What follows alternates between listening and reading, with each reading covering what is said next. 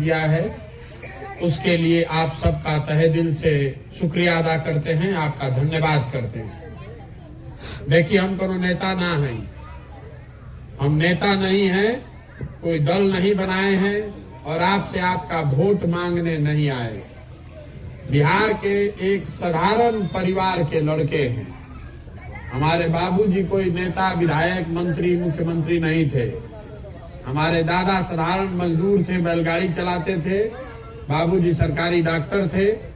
यही सरकारी स्कूल से पढ़ लिख कर हम लोग निकले हैं और भगवान की कृपा रही है, माता पिता का आशीर्वाद रहा है कि पढ़ाई लिखाई करके कुछ अच्छी जगह पा गए।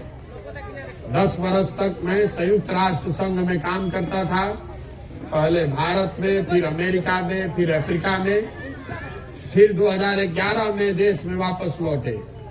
और जौना परिचय से सब हमरा के जानता नहीं, कुछ आदमी चुनाव का काम करने, चुनाव प्रबंधन, राजनीतिक रणनीतिकार वगैरह, वो काम 2011 से 2021 तक 10 साल तक किए।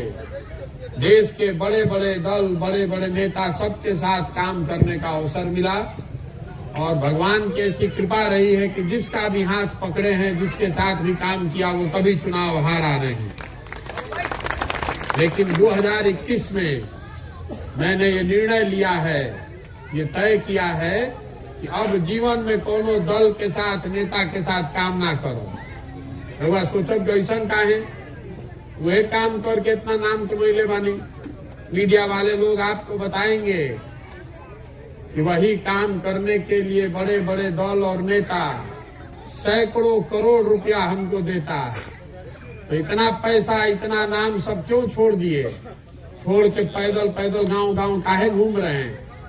इसलिए घूम रहे हैं कि 10 साल लोगों के साथ, दलों के साथ, नेताओं के साथ काम करके अनुभव किए कि दलों के जीतने से, नेताओं के जीतने से जनता नहीं जीतती है।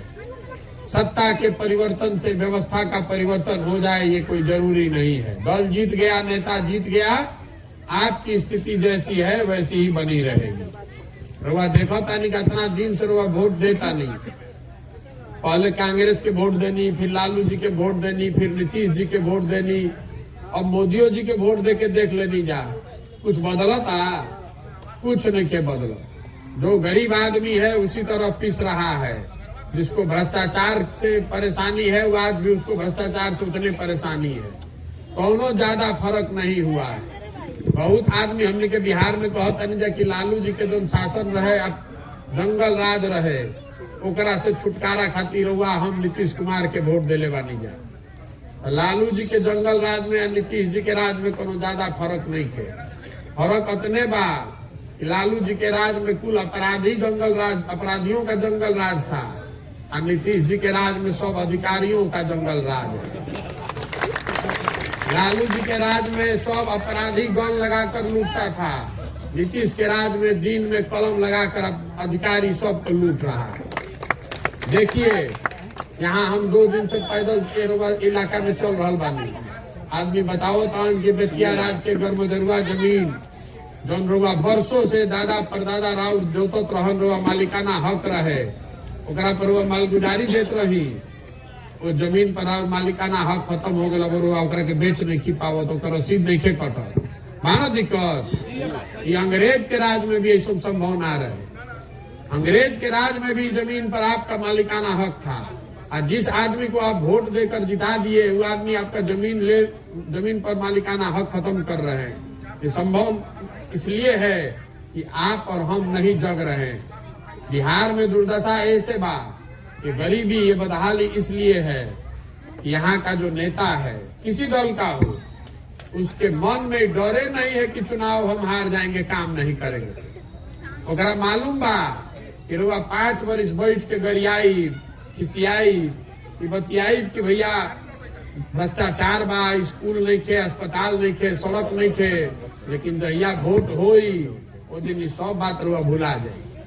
वो दिन रुआ खाली एक चीज याद रहता, हमार जात के बा, चलो ओकरे के वोट दे दिया जाओ। अगर जात से बचनी तो हिंदू मुसलमान के नाम पर वोट देता नहीं, और दोनों से बचनी तो कुछ आदमी मान कहतन के भैया कतनो खराब बा, लालू वाला जंगल राज ना चाहिए, चलो इनके के दे दो मन मार के। हमने के जो मुसलमान भाई लोग बाड़न जा, उन लोग कहते कि भैया कतनो खराब बा ललटेन, इनके कब दिहल जे भाजपा के तना न दे सकी। अब दिल पर हाथ रख के देखी, बिहार में जो वोट देता उनके नाम पर देता, लालू मत आज ऐसे देता डर के मारे, और चाहे भाजपा के हरावे के बाद ऐसे वोट देता। तो रउआ हमरा के बताई, जड़ में भी यह बात बा। जब रउआ 5 वर्ष बतियावत तानी कि हमारे खेत में सिंचाई के साधन नहीं के, खाद बीज नहीं के मिलत, फसल के दाम नहीं के मिलत, लड़कन के पढ़ाई नहीं के, रोजगार नहीं के। अब वोटवा देता नहीं कि लालू के नहीं के आवे देवे के, या भाजपा के हटावे के बाद हमार जाति के बाद अब मुसलमान के सबक के सिखाई, तो कैसे सुधरी रउआ बताई। एगो प्रशांत किशोर आजाद की 100 प्रशांत किशोर आजाद सुधरे वाला नहीं के। अगर आप अपना और अपने बच्चे का चिंता नहीं कीजिएगा तो कोई दूसरा आदमी और लड़का की चिंता करी, बताई हमरा के।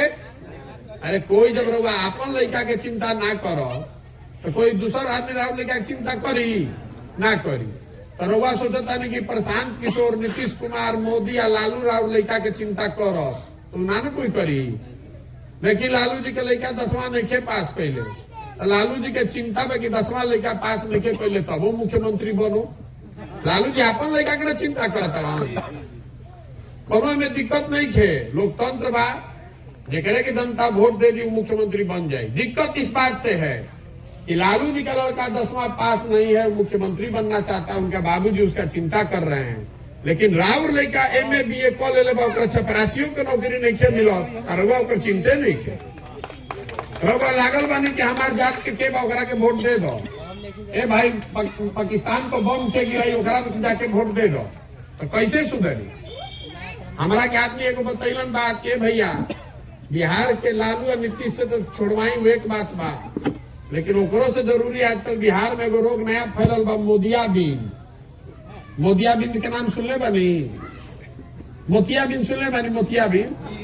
मोतियाबिंद जाना तानी ना? तब मोतियाबिंद जरा हो जाला ना, ओकरा नजदीक के लौकेला, दूर के ना लौके।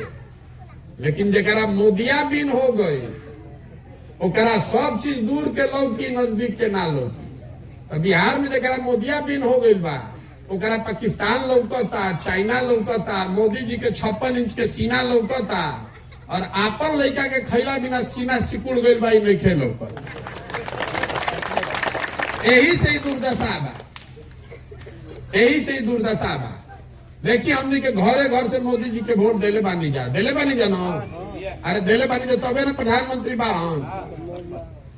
आ घरे घर से हमने के मोदी जी के वोट देले बानी जा, तो घरे घर से सिलेंडर के 1250 रुपये हमनिए के भरता नहीं जा, कोई दूसर भरता।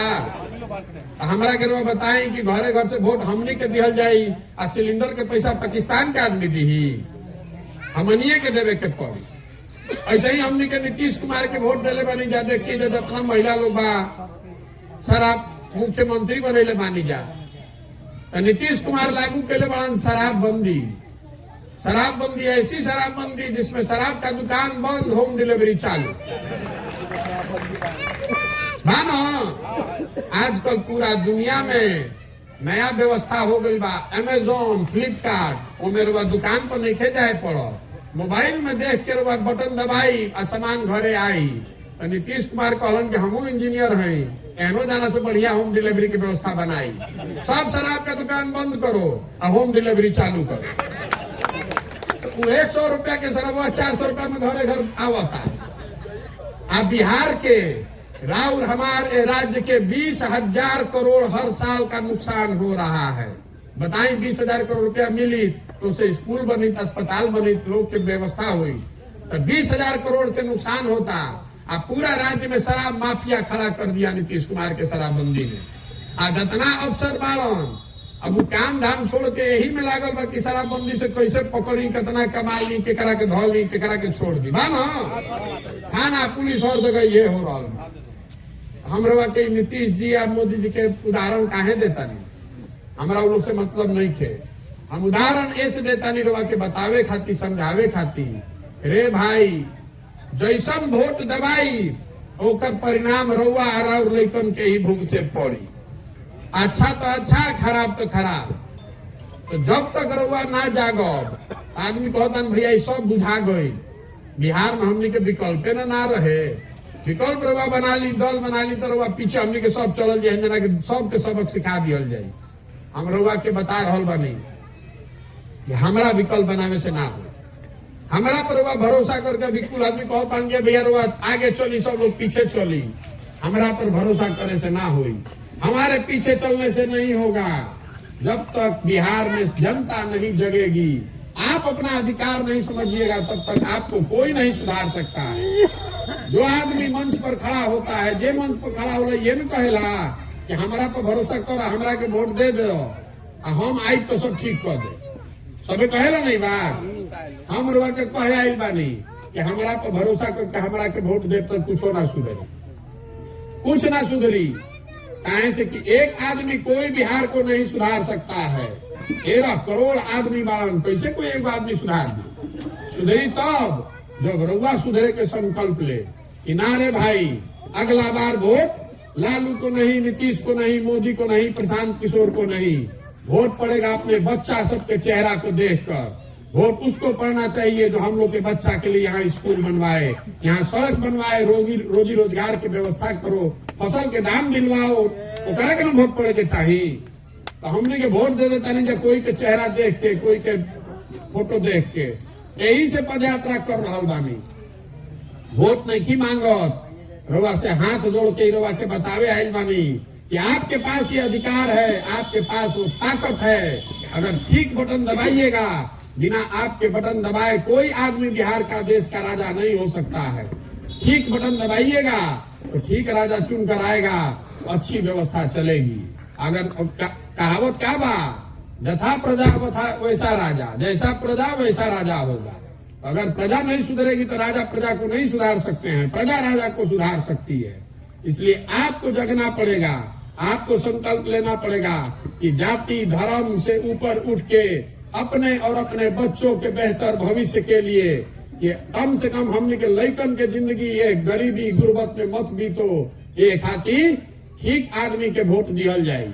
अगर वो हमरा से पूछो कि सब तो बता देनी ठीक आदमी के करा के वोट दिया, कहता नहीं कोई के वोटे नहीं के देवे के, तो वोटवा के करा के दिया। हम आपको बता रहे हैं कि वोट किसको देना है। वोट आपको समाज के वैसे आदमी को देना है जिसको आप मिलकर चुनिएगा, मिलकर निकालिएगा।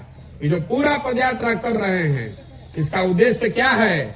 समाज को मत कर सही आदमी को निकाला जाए, जिस पर समाज का भरोसा है, जो समाज को ठगे नहीं, जो समाज के साथ धोखा नहीं करे। एक बार जनता चुन के देखा के निकाल दी, गरीब का लड़का हो या अमीर का, अगड़ा हो पिछड़ा हो, हिंदू हो मुसलमान हो, उसी के पीछे पूरा ताकत शक्ति पैसा लगाया जाएगा और आपके आशीर्वाद से उसको जिता कर लाएंगे, तभी बनेगा जनता का राज। एकर नाम का बा जन सुराज। जन सुराज का मतलब क्या? सुराज मतलब सुंदर राज। सुंदर राज के कर? प्रशांत किशोर के कि लालू के कि नीतीश के कि मोदी के? ना, जनता के, बिहार के जनता के राज होके के चाहिए। हमने के सब पर दाव लगा के देख लेनी जा, कुछ नहीं के बदलत। एक बार आप अपने आप पर दाव लगाइए। हम आपको विश्वास दिला रहे हैं जे हमरा के जानता 10 बरिस में जेकर हाथ हम पकड़ ले बानी कभी चुनाव में के हारल। इस बार जनता का हाथ पकड़े हैं, आपको भी हारने नहीं देंगे। आपको खाली इतने मदद करना है कि समाज में जो सही आदमी है उसको ढूंढ कर निकालने में मदद कीजिए। देखिए, हम संकल्प ले बानी कि बिहार के गांव गांव, शहर, पंचायत, कस्बा, हर जगह पैदल चलकर जाएंगे। काहे खातिर? यही से कि समाज से मिल के जुल के बात करके समझ के ठीक आदमी के निकालल जाओ, तबे ना सुधरी। बिहार तब सुधरेगा जब 4000 5000 अच्छा आदमी मुखिया बन जाएगा। बिहार तब सुधरेगा जब 100-150 अच्छा आदमी विधायक बनेगा। खाली दल बदलने से, मुख्यमंत्री बदलने से बिहार नहीं सुधरने वाला है। तबे सुधरी बिहार। हमने के सुधारे खातिर कोई तमिलनाडु पंजाब से आदमी ना आई, हमनिए के मिल के प्रयास करे पड़ी। यही से ही पद यात्रा कर रहा मानी। अब आपसे 2 सवाल करेंगे, आप जवाब देना है। आपको हाथ उठाकर और मुंह से जोर से बोल के रघुआ बताई, विकल्प के अभाव में ये जो बिहार में अलग अलग पार्टी है, ये जनता को बेवकूफ बनाकर शोषण कर रही है। इतना दिन से लोग चुनाव जीत रहा है, तो जनता को मिलकर नया विकल्प बनाना चाहिए कि नहीं बनाना चाहिए? सबके बोले के बाद अगर नाम विकल्प के अभाव में अभी तक जो बदहाली है, गरीबी है, इसको दूर करने के लिए जनता को मिलकर विकल्प बनाने का प्रयास करना चाहिए कि नहीं करना चाहिए? होगा ना प्रयास? तो विकल्प बनाने का दो तरीका है। ये भैया बड़ा कठिन काम ले बानी, 4000 किलोमीटर पैदल चले के बाद 2 बरिस लागी पैदल चले में, घर द्वार छोड़ के ये होई कैसे? हम आपको बता रहे हैं कैसे होगा। ये काम होगा दृढ़ संकल्प से, ऊपर वाले की कृपा से और आपके समर्थन और आशीर्वाद से। अगर आपको लगता है कि जो हम कर रहे हैं, जो प्रयास कर रहा बानी, इस समाज के हित में है, बिहार के हित में है, बिहार के बच्चों के बेहतर भविष्य के लिए है, तो एक बार हाथ उठाकर आशीर्वाद दीजिए। आपका आशीर्वाद है ना साथ में? करी ना प्रयास हो ना।